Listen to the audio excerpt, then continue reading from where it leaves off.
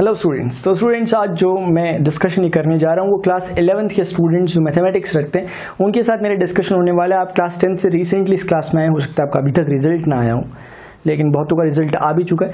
तो मैं बात कर रहा हूँ क्लास 11th की स्टडीज़ तो आपकी हो चुकी है, इतना तो मैं मानता हूँ, चाहे आप अभी क्लास 10th का रिजल्ट आपका आया हो ना आया हो, क्लास 11th की स्टडीज़ आपकी स्टार्ट हो चुकी है। उसी के रिगार्डिंग मैं आपसे कुछ बातें करने जा रहा हूँ। देखिए स्टूडेंट, ये जो टाइम होता है ना, ये वाला टाइम जब आप क्लास 10th से क्लास 11th में एक ट्रांजिशन पीरियड होता है। जब आप क्लास 10th से क्लास 11th में शिफ्ट हो रहे होते हो ना, उस समय एक तो सबसे बड़ा क्वेश्चन अपने सामने होता है कि हम कौन सी स्ट्रीम चूज करें, हम साइंस साइड लें या हम कुछ कॉमर्स में लें, हम आर्ट साइड हम क्या लेते हैं।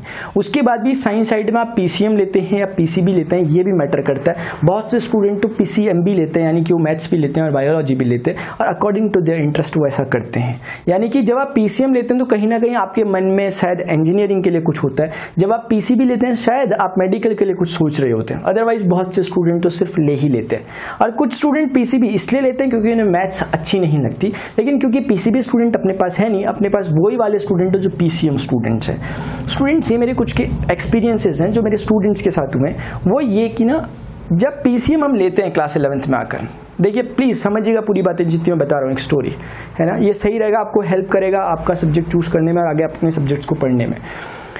पीसीएम जब स्टूडेंट लेते हैं तो कभी कभी तो स्टूडेंट पीसीएम इसलिए लेते हैं कि पीसीएम लेंगे तो थोड़ा जरा स्टैंडर्ड ठीक रहेगा, मतलब मैथमेटिक्स अगर लेंगे तो उनका मानना होता है कि मैथमेटिक्स लेकर थोड़ा जरा वजन बढ़ता है बाद में। चलिए ठीक है, वो अच्छी बात है। अब बाकी लोग तो उनके लिए ऑब्वियस होता है, उन्हें इंजीनियरिंग बहुत अच्छा करना होता है, उनके लिए कोई ज़्यादा सोचना नहीं होता कि पीसीएम लेना है कि नहीं लेना। और कुछ स्टूडेंट जब पीसीएम ले लेते हैं ना, तो उसके बाद भी मैंने ऐसा देखा कि बहुत से स्टूडेंट 1 महीने 2 महीने बाद अपना सब्जेक्ट चेंज कर रहे होते हैं एप्लीकेशन लिख के कि सर हमारा सब्जेक्ट चेंज कर लीजिए, स्कूल एडमिनिस्ट्रेशन से बोलते हैं। यानी मैथमेटिक्स से वो दोबारा शिफ्ट होना चाहते हैं, या तो बायोलॉजी में या फिर वो कॉमर्स चले जाते हैं। उनका कहना होता है कि हमें समझ नहीं आ रहा मैथमेटिक्स। आपको ना जो कदम रखना है वो इतना हल्का नहीं रखना कि आपको 1 महीने 2 महीने बाद याद आए कि आपने मैथमेटिक्स को छोड़ना है। अगर आपने एक बार मैथमेटिक्स को लेने का स्टूडेंट्स मन बना लिया तो बना लिया बस। अब चाहे वो कितना भी टफ हम उसे करेंगे, और वो टफ बिल्कुल नहीं है। मैं यहाँ से खड़ा होकर कह रहा हूँ, मैं आपको पढ़ाता हूँ मैथमेटिक्स, ठीक है ना, मैं ऐसे हवा में नहीं बोल रहा। इसीलिए मैं कह रहा हूँ कि मैथमेटिक्स अगर आपने एक बार ले लिया, पहले तो मैं सभी स्टूडेंट्स को बोलता हूँ आप लीजिए मैथमेटिक्स, क्योंकि बहुत आसान है। क्योंकि ना स्टूडेंट्स मान लिया उनके 9th में कोई खास परफॉर्मेंस नहीं रहता मैथमेटिक्स में, या 10th क्लास में कोई खास अच्छा परफॉर्मेंस नहीं रहता, तो फिर वो सोचते हैं कि 11th में मैथमेटिक्स लें या ना ले, प्रॉब्लम होती है। वैसे वो जायज़ भी है प्रॉब्लम, क्योंकि अगर 9th 10th में आपका बहुत अच्छा नहीं हो पा रहा, मान लिया आप बहुत स्ट्रगल कर रहे हैं मैथ्स के साथ, तब तो हो सकता है कि चांस है कि नहीं लेनी चाहिए। लेकिन फिर भी अगर आप में डिटर्मिनेशन है कि नहीं मुझे लेना है, मैं इस बार पढ़ूंगा या पढ़ूंगी, तो आपको फिर कोई रोक नहीं सकता, आपको लेना चाहिए।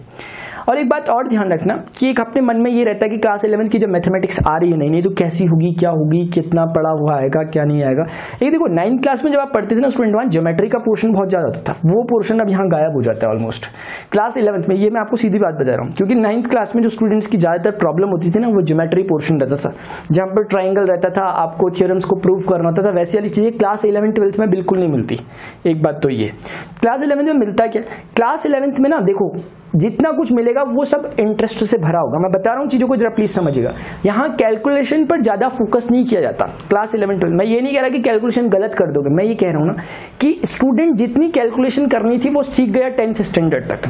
जब आप 10th क्लास तक थे जितनी कैलकुलेशन करनी थी करा दी गई आपसे, और वो बहुत उन्होंने अच्छे तरीके से कराई। आपको याद होगा आप जब 13 चैप्टर मेंसुरेशन वाला पढ़ते थे, आपको कितनी अच्छी अच्छी कैलकुलेशन यानी हैवी कैलकुलेशन करवाई जाती थी क्लास 10th में ना।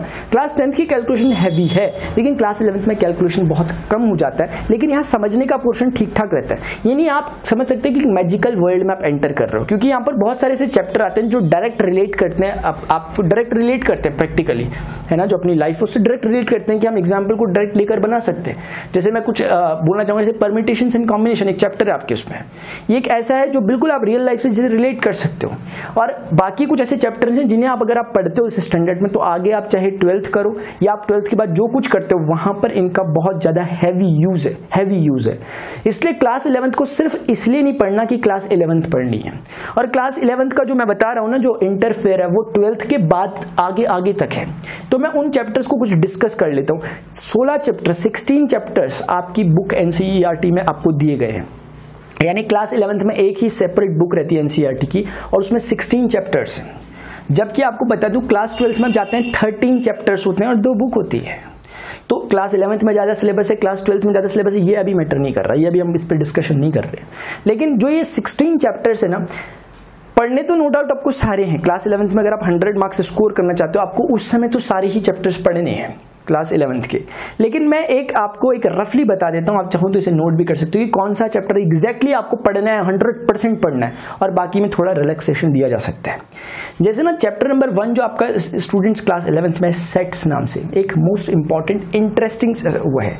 इसमें हमें इसको करना है या नहीं करना ये नहीं सोचना, इसे हमें करना ही करना है सेट्स को। भले ही इसका बहुत ज्यादा इंटरफेयर आपकी 12th क्लास में नहीं, लेकिन 12th के बाद आगे जाकर इसका इंटरफेयर फिर यूज होता है। जब आप आगे जाकर एक लीनियर अलजेब्रा, मॉडर्न अलजेब्रा, एक मैथमेटिक्स की ब्रांचेस आती है, वहां पर इनका इंटरफेयर आता है। किसका? मैंने कहा सेट्स का। और सेट्स एक लॉजिकल सब्जेक्ट है, लॉजिकल सब्जेक्ट, आपके लॉजिक्स क्लियर होंगे इससे, इसलिए सेट्स को आपने पढ़ना है, छोड़ना नहीं। किसी अलग मैंने सेट्स को कंप्लीट चैप्टर करा रखा है हर एक क्वेश्चन के साथ एनसीईआरटी के, इसलिए समझना बहुत जरूरी है, उसे देखिए। दूसरा अगला chapter relations and function. Relations and function इस क्लास में भी है और 12th क्लास का पहला चैप्टर भी रिलेशंस एंड फंक्शन है। इसका इसलिए आपको रिलेशन फंक्शन पढ़ना है, और बहुत हैवी रिलेशन फंक्शन नहीं है आपके पास, बहुत छोटी मोटी चीजें क्लास 11th में दी गई है कि बताइए रेंज क्या होता है, डोमेन क्या होता है, कोडोमेन क्या होता है ना, और ऐसी छोटी मोटी आपके पास चीजें हैं, कार्टेशियन प्रोडक्ट और ऑर्डर पेयर, ये छोटी छोटी जो टर्म्स हैं आपको ये समझ में आनी चाहिए, और कुछ भी हैवी नहीं है। ये पहले 2 चैप्टर कंप्लीट लॉजिकल सब्जेक्ट है, ठीक है ना। मैथमेटिक्स बहुत हैवी नहीं है, इसमें सिंपल लॉजिक्स, रीजनिंग आप कह सकते हैं। इसका जो 3rd चैप्टर क्लास 11th में आता है उसका नाम है ट्रिगोनोमेट्रिक फंक्शन। ये बहुत बहुत इंपॉर्टेंट है। इस चैप्टर को आप लिखते रहिए जो मैं बोल रहा हूँ। इस 3rd चैप्टर में आप स्टार मार्क कीजिए। ये ऐसा चैप्टर है जिसको आपने इस कोने से उस कोने तक कुछ भी नहीं छोड़ना, 3.1 से लेकर 3.4 तक। लेकिन उसमें भी फिर एक बात बोल दूं, 3.1 जो एक्सरसाइज है ना, वो आपको रेडियन और डिग्री मेजरमेंट को समझाती है कि रेडियन को डिग्री में, डिग्री को रेडियन में। ये सही है, एक मैथ स्टूडेंट को ये आना चाहिए। लेकिन जो असल चीज जो आगे की क्लासेस में यूज होती है ना, वैसे ये भी होता है यूज नो डाउट, लेकिन जो बार बार रह कर आता है आगे आपके 3.2 से 3.4 तक का पोर्शन, उसमें भी 3.2 जो है उसमें क्लास 10th की एक्सरसाइज 8.4 का इनपुट है, यानी कि जहां आप सारे ट्रिगोनोमेट्रिक रेशियो को किसी एक पे कन्वर्ट करते थे वैसा टाइप का कुछ। लेकिन जो इसकी 3.4 एक्सरसाइज है trigonometric equation, most important exercise. 3.3 जो है प्रूविंग वाले क्वेश्चंस, मोस्ट इंपॉर्टेंट क्वेश्चंस है, क्योंकि यहां पर आपको वो ढेर सारे फॉर्मूले मिलते हैं ना जो आपके pass through out mathematics use होते हैं, सिर्फ क्लास 11th में नहीं, क्लास 12th में और आगे आगे तक, और इवन फिजिक्स में भी। जब फिजिक्स के स्टूडेंट है तो हर जगह ये यूज होते हैं। इसलिए क्लास 11th की ट्रिगोनोमेट्रिक फंक्शन को अपने ढंग से पढ़ना, मैंने इसे पढ़ाया हुआ है, जितने चैप्टर बोल रहा हूं पढ़ाए हुए हैं। आप इस वीडियो के डिस्क्रिप्शन में जाइए, आपकी क्लास 11th मैथ्स की उसमें देखिएगा, और अदरवाइज चैनल को विजिट कीजिएगा, वहां पर आप देखिएगा, और चैनल को सब्सक्राइब करें ताकि आपको फ्यूचर नोटिफिकेशंस मिलते रहे। आगे बढ़ रहे हैं, क्लास जो 11th का 4th चैप्टर है, इसलिए कह दिया मैंने 3rd chapter most most most important है, मोस्ट इंपॉर्टेंट।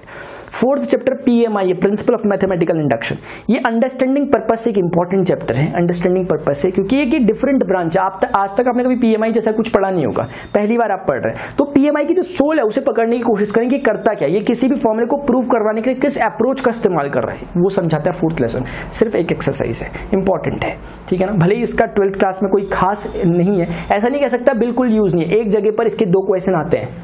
3 जो आपका 3rd या 4th चैप्टर क्लास 12th में, उसमें इस PMI का कुछ क्वेश्चन बनता है, इसलिए PMI को छोड़ना बिल्कुल गलत है, क्योंकि आगे आगे जाकर ये फिर यूज होता है, लेकिन बहुत ज्यादा नहीं होता, ऐसा कह सकते हैं, लेकिन पढ़ना चाहिए आपको। 5th चैप्टर कॉम्प्लेक्स नंबर, आगे कोई यूज नहीं, लेकिन कंपटीशन में अच्छा खासा यूज है, यानी एंट्रेंस टेस्ट अगर आप दे रहे हैं उसमें बहुत अच्छा यूज है कॉम्प्लेक्स नंबर्स का, और अंडरस्टैंडिंग पर्पज से फिर से बहुत इंटरेस्टिंग और एक नया, बिल्कुल एक न्यू टॉपिक है आपके लिए कॉम्प्लेक्स नंबर, जहां पर आप रियल नंबर्स तो आप आज तक पढ़ते थे, 10th क्लास में भी हमने रियल नंबर पढ़ा, 9th क्लास में, लेकिन यहाँ आपको इमेजिनरी नंबर्स पढ़ने को भी मिलते हैं। इसलिए ये कॉम्प्लेक्स नंबर एक अच्छा टॉपिक है, क्योंकि यहाँ से अच्छी अच्छी कुछ हमारी चीजें बनती है। आगे ना 12th में तो उसका यूज नहीं है कॉम्प्लेक्स नंबर का, लेकिन 12th के बाद फिर से इसका यूज है। 12th के बाद फिर से कॉम्प्लेक्स एनालिसिस कर एक डिफरेंट बुक होती है, तो इसलिए फिर इसका यूज है। 6th चैप्टर जो लीनियर इनइक्वालिटीज है, एक बहुत सिंपल चैप्टर है, बहुत सिंपल चैप्टर है, मैं बता रहा हूं, मैं बोल रहा हूं तो है, देख लेना आप करके। 6th चैप्टर जो है ना, कुछ नहीं है, थोड़े थोड़े ग्राफ्स का इस्तेमाल है, ग्राफ का बहुत सिंपल सा है, उसे अगर हम 6th क्लास के बच्चे को भी करा ले वो भी कर लेंगे इसको, लेकिन इसका जो यूज है ना वो हल्का सा आपका 12th लेसन, जो 12th क्लास में 12th लेसन आता है वहां पर इसका हल्का सा यूज है, लीनियर प्रोग्रामिंग प्रॉब्लम कहते हैं उसको। यहाँ पर इस चैप्टर का नाम लीनियर इनइक्वालिटी। अच्छा रहेगा ना कि आप अपने सामने एनसीईआरटी की बुक भी लेकर बैठे, तभी तो आपको क्लियर हो पाएगी पिक्चर जो मैं कह रहा हूँ। इसके बाद 7th chapter permutations and combination, ये बहुत इंपॉर्टेंट क्वेश्चन है। अभी 2-4 शब्दों में नहीं बोल सकता कि मैं इस चैप्टर में क्या है, लेकिन ये बहुत अच्छा चैप्टर है। जैसे मैं ऐसा कहता हूं कि मेरे सामने 4 स्टूडेंट खड़े हैं, मुझे इन 4 में से 2 जनों को लेकर एक टीम बनानी है, कितनी टीम मैं बना सकता हूं ऐसी, समझ रहे हैं आप मेरी बात, है ना। राम लक्ष्मण भरत शत्रुघ्न 4 तरह के मेरे पास स्टूडेंट हैं, अगर यहाँ 4 लोग हैं मेरे पास, अगर यहाँ पर इनमें से किसी भी 2 को लेकर मुझे टीम बनानी, हो सकता है मैं राम लक्ष्मण को एक टीम में रख दूँ, हो सकता है मैं राम शत्रुघ्न को एक टीम में रख दूँ, मैं हो सकता है भरत शत्रुघ्न को, ऐसे कितने पॉसिबल मेथड्स हैं आपके पास, ये सिखाता है ये लेसन, परमिटेशन से कॉम्बिनेशन। 7th चैप्टर बहुत बहुत interesting chapter. 8th chapter binomial theorem. आपने आज तक सुना होगा a प्लस बी का होल स्क्वायर क्या होता है, a square plus 2ab plus B square. कैसे होता है, मान लिया आप बोल दो कि अच्छा a plus B into A plus B करो तो ऐसे होता है। मैं आपको बोलूँ a प्लस बी का होल क्यूब क्या आता है, हो सकता है आपको फॉर्मूला पता हो a cube plus B cube plus 3a square B plus 3ab square. लेकिन अगर मैं आपसे पूछूं a plus B of whole power 4 क्या होता है इसका फॉर्मूला, a प्लस बी की होल पावर 5 इसका फॉर्मूला क्या होता है, ये हमने याद भी नहीं करे हुए और हम कर भी नहीं पाएंगे इतने ज्यादा, क्योंकि आप 5 तक करेंगे मैं बोलूंगा a प्लस बी की होल पावर 6 का फॉर्मूला क्या होता है। ये एक्सपेंशन जो होते हैं ये कैसे होते हैं, यानी समझ रहे हैं ना, तो इसको सिखाता है binomial theorem. 8th chapter. 9th chapter sequence and सीरीजेस, जो कि आपका 11th क्लास जब आप पढ़ते थे, 10th क्लास जब आप पढ़ते थे, आपका 5th चैप्टर था ना एक एपी वाला, उस एपी में कुछ चीजें जो यूज हुई थी आपकी वैसी ही चीजें यहाँ पहली एक्सरसाइज में 9th चैप्टर में एपी समझाया जाता है। फिर आपको जीपी ज्योमेट्रिकल प्रोग्रेशन आपको समझाया जाता है, उसके बाद फिर आपको कुछ सीक्वेंसेस समझाए जाते हैं सिग्मा नोटेशन के साथ, वो इंपॉर्टेंट है तो वहां पर पढ़ना है। मैं आपको ब्रीफली बता रहा हूँ, आपकी जर्नी बता रहा हूँ, कभी अभी तक यहाँ पर कोई खास ज्योमेट्री यूज नहीं हुई, जो अक्सर स्टूडेंट को मैथमेटिक्स में प्रॉब्लम उसी से होती है, मेरा मानना ऐसा है। उसके बाद 10th चैप्टर आता है स्ट्रेट लाइन, इसके बराबर चैप्टर आपको कहीं मिलेगा ही नहीं पूरी दुनिया में। 10th का जो 11th क्लास में 10th चैप्टर स्ट्रेट लाइन है ना, इसका भी बहुत तगड़ा यूज है, बहुत बहुत तगड़ा यूज है क्लास 12th में। इसलिए एक तो मैंने कहा था 3rd lesson, 3rd chapter trigonometric function, इसका एक बहुत ज्यादा यूज है क्लास 12th में, और एक है 10th लेसन स्ट्रेट लाइन, बहुत ज्यादा यूज इसका फिर से, क्योंकि ये 2 लेसन ना ऐसे है ना जो मैं मेडिकल स्टूडेंट को भी रिकमेंड करता हूँ कि आप भी पढ़िए, क्योंकि फिजिक्स में रह रह कर आते हैं। 10th चैप्टर स्ट्रेट लाइन और जो 3rd चैप्टर है ट्रिगोनोमेट्रिक फंक्शन, ये रह रह कर आते हैं, इसलिए 10th चैप्टर को पूरा स्क्रैच से पढ़ना। मैंने पढ़ाए हुए हैं सारे चैप्टर, मैं कह रहा हूँ वीडियो के डिस्क्रिप्शन में जाओ, लिंक में जाओ और स्टार्ट कर दो पढ़ना।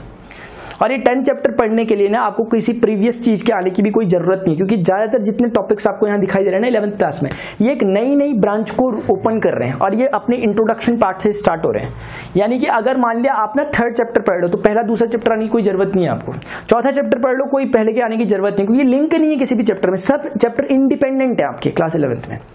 वैसे क्लास 11th का 11th चैप्टर जब आते हो कोनिक सेक्शन आते हैं, यहाँ पर आपने कभी नाम सुना होगा, पैराबोला कुछ चीज होती है ना, ऐसे करके इलिप्स कुछ होता है, हाइपरबोला कुछ होता है आपका, ये ऐसी चीजें ये आपको यहाँ पर पढ़ने को मिलती है। कौन सी क्लास में, क्लास 11th के 11th चैप्टर में, वो समझेंगे हम वो होता क्या। आपने नाम ही सुना, वो बहुत है, सुना था ना हमने कि हमारी अर्थ इलिप्टिकल शेप की होती है, ऐसा कुछ आपने कभी सुना होगा, वैसे वो इलिप्सॉइड होता है बेसिकली, लेकिन कोई बात नहीं, चलो ठीक है। अभी फिलहाल क्लास 11th के हम 12th चैप्टर की ओर बढ़ते हैं। आपके पास जो 12th चैप्टर है वो ना I think limit and continuity तो 13 चैप्टर है, 12th चैप्टर अभी मुझे थोड़ा सा ध्यान नहीं आ रहा, अभी मैं थोड़ी देर बता देता हूँ।